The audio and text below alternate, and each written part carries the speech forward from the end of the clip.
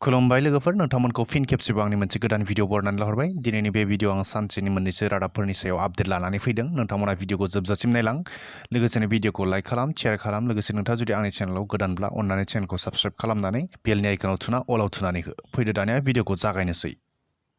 थाखो खथानि सिङावनो सासे फरायसाया अबथिरायै जिउ गोमायो। बे जाथाया गुवाहाटि नोगोरमायाव जादों। नारेंगेनि एसएफएस फरायसालियाव फोरोंगिरिया थाखो खथायाव फोरोंफुबाय थानाय समावनो सासे फरायसाया हार्ट फेल जानानै हरखाबै जिउ गोमायो। जिउ गोमानाय फरायसाया गुवाहाटि नोगोरमानि गीतानगरनि कल्पना एपार्टमेन्टनि थागिबि बिफा बिपिन सिंह आरो बिमा गुन्जन सिंहनि दुइसिन फिसाज्ला 16 बोसोर बैसोनि बिस्मय सिंह होननानै मिथिनाय जादों। शनिबारखालि थाखो खथायावनो फोरोंगिरिया फोरोंफुबाय थानाय समावनो थाखो 10आव फरायनाय फरायसाया गोग्लैयो। लोगो लोगो फरायसा बिस्मयखौ प्रतिज्ञा देहा फाहामसालियाव थिसनहैदोंमोनब्लाबो डाक्टरा थैबाय होननानै फोसावो। मख'नो गोनांदि फरायसा बिस्मय सिंहखौ बिखानि बेरामनि थाखाय देहा फाहामसालियाव फाहामथाय होगासिनोबो दंखायोमोन। रायजोआव ड्राग्सनि हेंथायै पुलिस बिफाना गोख्रोंनिफ्राय गोख्रोंसिनै सिग्रोमनाय संदाननायखौ खालामगासिनो दंब्लाबो रायजोआव ड्राग्सनि फालांगिखौ खम जानायखौ नुनो मोनाखै। फिन काछार जिल्लायाव 5 कौटि रांनि हेर'इन हमदों। काछारनि सालसापरा ओनसोलाव गोबां बिबांनि ड्राग्स हमनो हादों। ड्राग्सनि हेंथायै काछारनि पुलिसा सिग्रोमनानै गोबांथार बिबांनि हेर'इन बोखांनो हायो। हेर'इनजों लोगोसे सासे सुबुंखौबो पुलिसा खानो हायो। मोनसे स्रोत सुलुंनिफ्राय खौरां मोननानै शुक्रबारखालि हरनि समाव गंसे अट'खौ सिग्रोमनानै गं 47 साबोननि बाक्सुआव 974 ग्राम हेर'इनखौ बोखांनो हायो। लोगोसे पुलिस बिफाना बे हेर'इनखौ लाबोनायनि दायाव सिरुक उद्दिन मुंनि सुबुंखौ हमनो हायो। हमजानाय सुबुंखौ काछार जिल्लानिनो धलाईनि होननानै सिनायनाय जादों। बोखांनो हानाय हेर'इननि हाथाइनि बेसेना 5 कौटि रांनि जागोन होननानै काछारनि पुलिस बिफाना फोरमायनानै होयो। रायजोआव मोनबा बिधानसभा बियाबाव बाइ इलेक्सन जागोननि थाखाय बिजेपि दोलोआ थियारि जादों।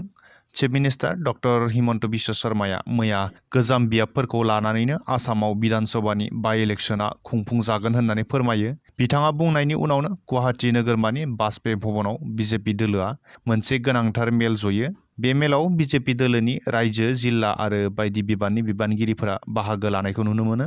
बे मेलावनो गावबागाव बियाबाव बिजेपि दोलोआ भट मोननायखौ लानानै सावरायलायनाय जायो। मेलावनो गुबैयै सिडली, बङाइगाव, बिहाली, धलाई आरो सामुगुरियाव जानो गोनां बाइ इलेक्सननि सायाव सावरायलायो।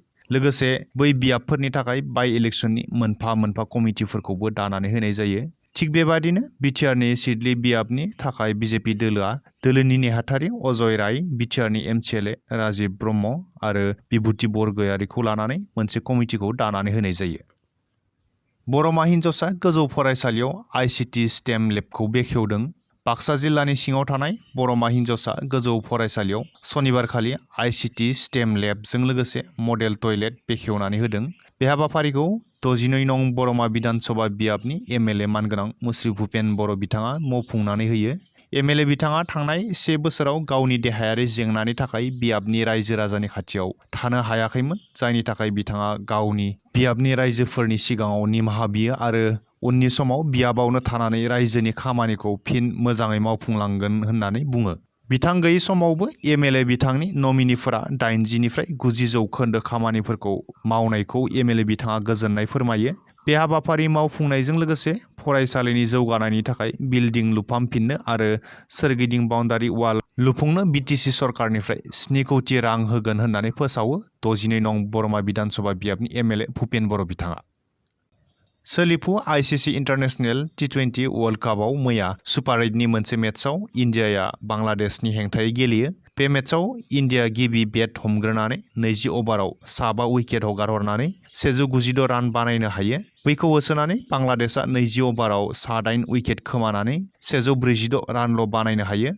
मैयानि जालांनाय सुपार 8नि बे मेचआव इन्डियाया 50 रानाव बांलादेशखौ फेजेननानै देरहानो हायो। मख'नो गोनांदि इन्डियाया सुपार 8नि उननि मेचखौ अस्ट्रेलियानि हेंथायै फैगौ 24 जुन खालारखालि गेलेगोन।